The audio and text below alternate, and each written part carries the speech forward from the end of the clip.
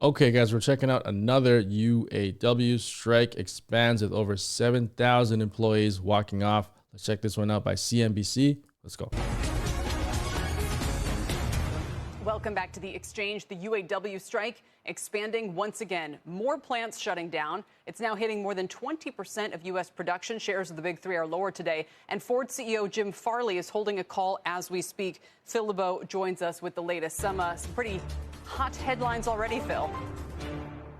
Yeah, he's frustrated, and you can't blame him. He believes that they have put a record offer on the table. We'll hear more from Jim Farley throughout the day. But essentially, it's what we have heard here for several days now, both from Jim Farley as well as his counterparts at GM and Stellantis. They don't feel as though there's progress, true progress being made, not because they're not trying to get it done. But here's the stage that we saw within the last hour. This is the Ford plant on the south side of Chicago where they make the Explorer. These are some of the more than 7,000 GM and Ford employees who have now walked off the job. So here are the two strikes that were announced today, the additional locations. You've got the Ford Chicago assembly plant. That's where they make the Explorer as well as the Lincoln Aviator, 12% of Ford's U.S. production. And then there's the GM Lansing Delta Township assembly plant. That is worth just under 10% of GM's U.S. production. Here is one of those GM workers who walked off the job talking with us within the last hour. Not going to get everything that's asked for, but at the same time, we'll get something that'll make everyone feel appreciated a little more, and we'll be back to work. Talking about that frustration, General Motors issuing a statement saying that it made a comprehensive counteroffer last week to the UAW and that they have not heard anything since last week. That's what they say is an example of their frustration. And as we mentioned, Jim Farley is talking with reporters and analysts as we speak. Quickly, also want to show you shares of Stellantis. Stellantis not named in the additional strikes today. UAW President Shawn Fain said that they are seeing progress in those talks with Stellantis. But again, Kelly, it's too soon to say that we see anything close to a resolution with any of the automakers and the UAW. No, if anything, it looks like it's getting worse, or the way Dan Ives described it, with Ford now kind of equally in the crosshairs and this escalating battle of words between the two sides. It's also noteworthy that Ford in particular has this issue with the battery plant with cattle that they were going to do, the Chinese company. So you have GM and Ford undercutting each other as well. They're not even really on the same side here. GM doesn't want Ford's plant to qualify for the EV subsidies that will dictate, everyone staying power down the road. And Ford, of course, thinks that their approach by partnering with Chinese tech is the only way that they can do this in an economically feasible way. So they're at odds with each other. The fate of this plant hangs in the balance. They always are. And the rest of these talks. Yeah, Kelly, they always are. Right. That is separate. And I know it's hard for people to keep the discussion about the Chinese involvement in this plant, proposed plant in Michigan that Ford is working on. They'll license the technology from CATL. That political discussion is separate from the discussion between Ford and the UAW. Basically, it comes down to the UAW wants those jobs, about 2,500 when it opens up, to be UAW members under the same contract with everybody else at Ford, because it is a subsidiary. It's not a joint venture. If it was a joint venture, the UAW would have to negotiate with the joint venture in terms of getting those I think workers they got that. organized. I heard rumors about that. That's the issue there with regard to this battery plant. Bottom line is this, Kelly. All of the automakers, they're all in the same spot right now. There is no indication that the UAW is close to wrapping this up with any of them. And what have I said for some time? The UAW believes it has leverage, believes it has momentum. And as long as it believes that, it can push these strikes to go on longer and likely add more locations. And because it's an effective way for them to put pressure, they believe, an effective way for them to put pressure on all of the automakers. All right, Phil, thank you so much. We appreciate it. Our Phil LeBeau. This is, like I said in a lot of videos, this is terrible news, man. Oh my gosh. This is like, this is going to end horribly, says one of the comments here. The working class has always been like the greyhound at the racetrack. You will never catch the rabbit. You'll get pay raise with benefits, but retirees is okay. So it's just not good, man. It's terrible. They don't really, because I used to be a union member, right? I was a electrician for 9 years. I was a union member for 5 years, I think. When you're on the ground and you're like striking and you're like, you're with your people and you think you're gonna you're gonna make more money, you want more money and be treated fairly, and then the UAW guy is a politician. He's talking about the CEOs making millions of dollars and we need to make our share.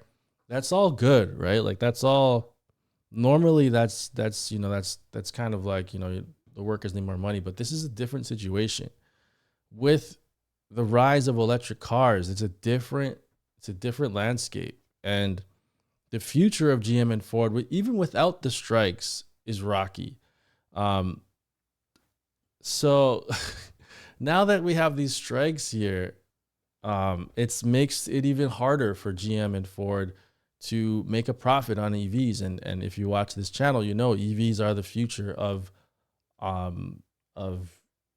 automotives. Like cars are going to be all electric, and it's not going to make any sense economically, safety wise, performance wise to get a gas powered car. They're going to be kind of like a novelty thing. You'll get one because they look cool and you appreciate the sounds and the feel of them, but economically it's not going to make any sense to buy an EV, and that's the future of vehicles.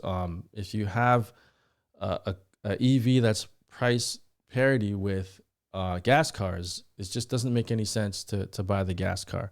If you have a car with no maintenance, if you have a car with 0 to 60 times, that's 4 seconds. If you have the safest cars in the world, software updates, the car can drive itself.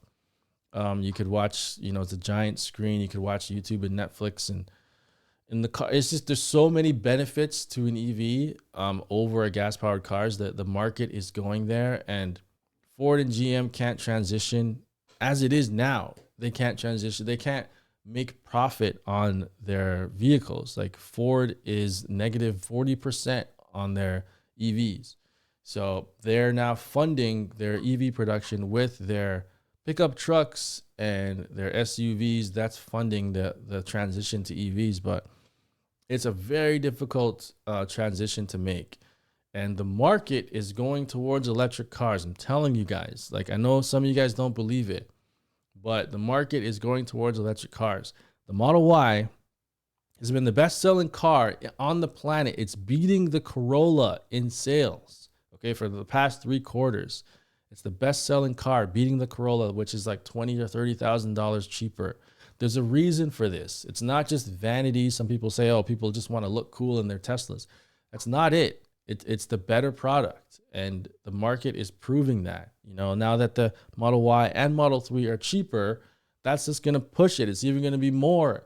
They're going to sell more cars, and they're going to it's not a good long-term look for Ford and GM. The employees some of them might benefit now from a raise, which is great, right? But like Sam in my comments is saying, that they're just going to have to downsize. They're not going to make enough money. They can't afford to have these raises. They're going to downsize. The employees are going to get laid off. A lot of employees are going to get laid off, and they're going to outsource to other countries. So it's just quickening the demise of, legacy auto. Legacy auto is in a bad spot. The employees, I don't blame them, man. Like they don't really, not a lot of people do this research and can see the numbers and understand what's happening. You just see that the CEOs are making 20 million a year, and you're making 45 an hour, and you want more money. That's, I get it. But the reality is it's furthering the death spiral of legacy auto. Let me know your thoughts. What do you think? Do you think I'm crazy for thinking this? Some of you guys really like gas cars, and you don't think electric cars are the future. I'd love to hear more of your thoughts of why and your comparisons and stuff. Let me know. And then this guy says, I'll never buy another UAW built car again! Exclamation points. Another guy says, unions kill, Ford will die. Yeah, so there's a lot of back and forth in the comment section. This is the kind of discourse I want here. I want a discussion, not like, mean, like negative, mean stuff, but just your thoughts. I want to know your thoughts, and read other comments too. They're interesting. You can respond to other people's comments as well on your thoughts. Let's start a discussion down below. Like the video. That's very important. Subscribe to the channel. We're trying to hit 1,000 subs, so make sure to subscribe. If you want more videos talking about the news, giving you my thoughts on the current situation, or we're going to be tracking the UAW strikes on this channel a lot because you guys seem to really like it. So let's stick to it. So click on one of these videos. YouTube loves when you just keep binging the same YouTuber. So click one of these videos. That'll help me out. Subscribe. Check out my Patreon. I have a Patreon. I'm going to be posting exclusive content on the Patreon. There's probably some videos there now that help support the channel, help support me, and it helps me buy more Tesla stock. So check out my Patreon, and I'll see you next time.